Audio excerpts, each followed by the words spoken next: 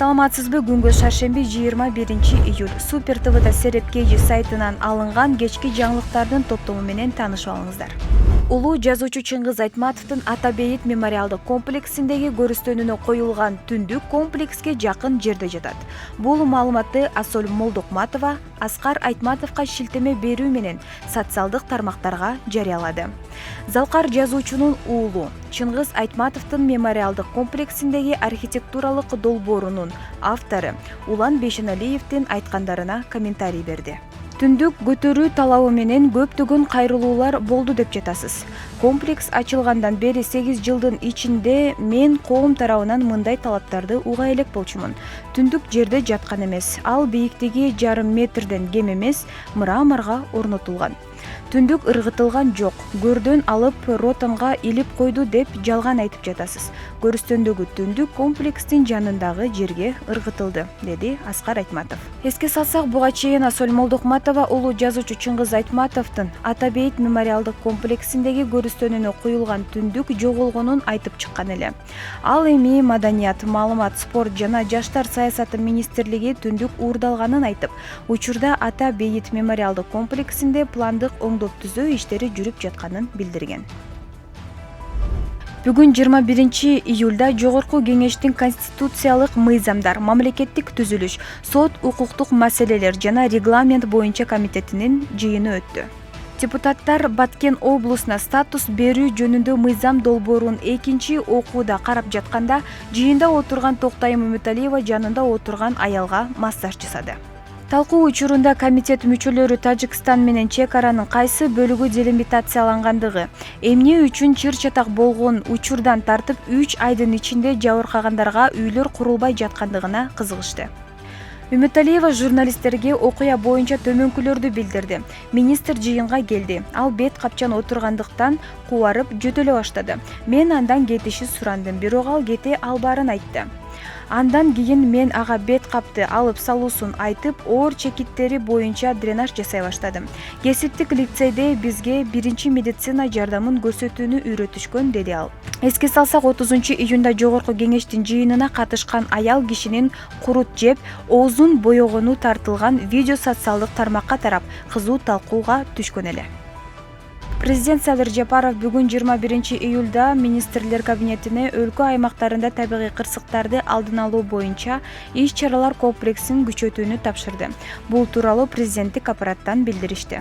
Мамлекет башчысы ар кандай табигый кырсыктар, сел, жер көчкү, суу ташкыны ыктымалдыгы жогорулап жаткандыгына байланыштуу ишке тартылган мамлекеттик органдар менен тиешелүү кызматтардын кызматкерлери жогорку даярдыкта иштөө режимине өтүшү керектигин белгиледи. Президент Садыр Жапаров табигый кырсыктардын кесепетинен каза болгондор менен жабыр тарткандардын үй бүлөлөрүнө терең кайгыруу менен көңүл айтты. Бардык жабыр тарткандарга мамлекет тарабынан тиешелүү колдоо көрсөтүүлөрү белгиленди. Президенттин тапшырмасы менен министрлер кабинетинин төрагасы Улукбек Марипов Баткен облусуна жумушчу сапары менен барды. Бул тууралуу министрлер кабинетинен билдиришти. 2 күндүк сапар алкагында министрлер кабинетинин башчысы ошондой эле Жалал-Абад облусуна барат. Сапардын жүрүшүндө Улукбек Марипов селдин кесепеттерин жоюуга байланыштуу иштердин жүрүшү жана бир катар инфраструктура объектилеринин абалы менен таанышып, табигый кырсыктарынан жабыркаган райондордун тургундары менен жолугушат. Буга чейин тийиштүү мамлекеттик органдарга тийиштүү авариялык калыбына келтирүү иштерин кыска мөөнөттө жана толук көлөмдө жүргүзүүсү тапшырылган. Мындан тышкары, сел кырсыктарынын кесепетинен курман болгондордун үй бүлөлөрүнө материалдык көмөк көрсөтүлмөкчү. Майнинг ферманын мыйзамсыз иш-аракеттерине бөгөт коюлду. Бул тууралуу УКМКдан билдиришти. Маалыматка караганда, Нарын шаарынын аймагында ыкчам тергөө иш-чараларынын жүрүшүндө сотко чейинки өндүрүштүк материалдарынын негизинде Кыргыз Республикасынын жараны 118 даана өлчөмүндө майнинг ферманы жеке үйгө орнотуп, мыйзамсыз пайда алып жүргөнү аныкталган.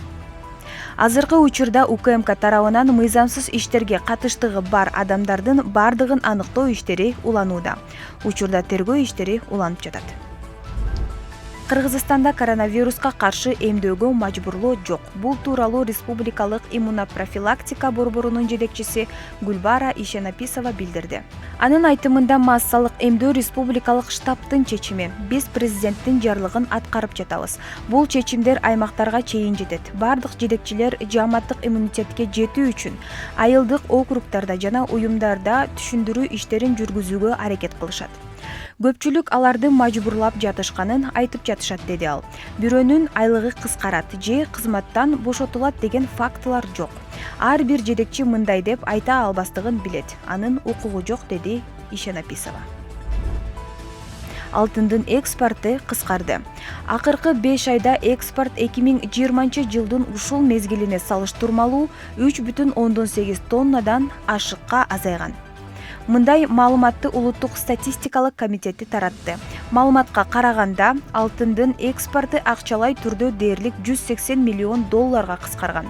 Ушул жылдын январь-май айларында алтындын экспорты 4 тонна 135,7 килограммды түссө, өткөн жылдын ушул мезгилинде 7 тонна 973,9 килограмм алтын чет өлкөгө сатылган деп айтылды маалыматта.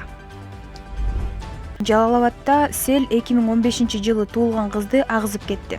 Бул тууралуу Өзгөчө кырдаал министрлигинен билдиришти. Маалыматка караганда, Созак районунда саат 17:00 чамасында катуу жаап өткөн жамгырдын кесепетинен Достук, Чаңгыр Таш айылдарында Кокту колоттон түшкөн сел суулар турак үйлөрдүн короолорун, ошондой эле Сузак Кара Дарыя унаа жолун каптаган. Өзгөчө кырдаал министрлигине сел 2015-жылы туулган кызды агызып кеткендиги тууралуу маалымат түшкөн. Өзгөчө кырдаалдар министрлигинин 50 куткаруучусу Кара Дарыя айыл аймагынан бир жүктөгүч, бир трактор, жергиликтүү тургундардан 30 адам тартылган деп айтылат маалыматта. Кыздын жансыз денеси туугандар тарабынан табылган.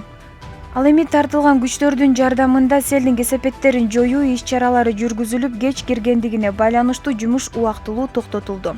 21-июль күнү улантылат деп айтылат маалыматта. Ысык Көл облусунун Түп районунда 31 жаштагы жаран асынган абалда табылды. Бул тууралуу Сереп медиа маалымат агенттигине Ысык Көл облусунун ички иштер башкармалыгынан билдиришти. Маалыматка караганда, жарандын жансыз денеси асынган абалда 10 күндөн ашык убакытка туруп калган. Ошондуктан анын өздүгүн рюкзагындагы телефону аркылуу гана тактоого мүмкүн болгон. Жансыз денеге кароо жүргүзүлгөн учурда зомбулук белгилери байкалган эмес, дешти облустук ички иштер башкармалыгынан. Эске салсак, маркум 7-июлда Бишкек шаарынан Чолпон Атага кеткен бойдон дайынсыз болуп жаткан. Ал Эми районунун Гроздь айылындагы суу сактагычка 14 жана 15 жаштагы кыздар чөгүп кетти. Бул тууралуу Өзгөчө кырдаал министрлигинен билдиришти. Жерине издөө иштерин жүргүзүү үчүн 4 куткаруучу тартылып, куткаруучулар жеткенге чейин бир кыздын жансыз денесин жергиликтүү тургундар суудан табышып чыгарып коюшкан. Ал эми экинчи кыздын жансыз денесин куткаруучулар суудан табышып, ички иштер министрлигинин кызматкерлерине өткөрүп беришкен. Ошондой эле кече 20-июль күнү Ысык Көл облусунун Ак Суу районунун Маяк айылынын Жапайы көлүнө 12 жаштагы кыз жана Чүйдүн Ал Эми айылындагы Кыргызстан жаңы конушунда жайгашкан суу сактагычка 2011-жылы туулган бала чөгүп кеткени маалым болду. 21-23 июль күндөрү жаан-чачынга байланыштуу республиканын тоолорунда жана тоо электеринде сел жүрүшү мүмкүн. Бул тууралуу Кыргыз гидрометтен билдиришти. Ал эми 24-июлдан 27-июлга чейин өлкөдө ченемден тышкары ысык аба ырайы күтүлөт. Абанын күндүзгү температурасы Чүй, Ош, Жалал Абад, Баткен облустарында +38 +40 градуска чейин. Ал эми Талас облусунда +37 +39 градуска чейин жогорулашы ыктымал. Кече 20-июлда 64 жаш курагында Тажикстандын президенти Эмомали Рахмондун карындашы Курбонбек Рахмонова көз жумду. Анын өлүмүнүн себеби расмий айтылган жок. Бирок атын атагысы келбеген дарыгер Озоди радиосуна Рахмонова COVID-19 оорусунан көз жумганын айткан. Анын айтымында маркумга коронавирус диагноз коюлган. 10 күн бою дарыгерлер анын өмүрү менен күрөшкөн. 5-июлда Эмомали Рахмондун кайненеси Үзбекби Асадулоева дагы коронавирустан көз жумган. Бирок анын өлүмүнүн себеби дагы расмий айтылган эмес.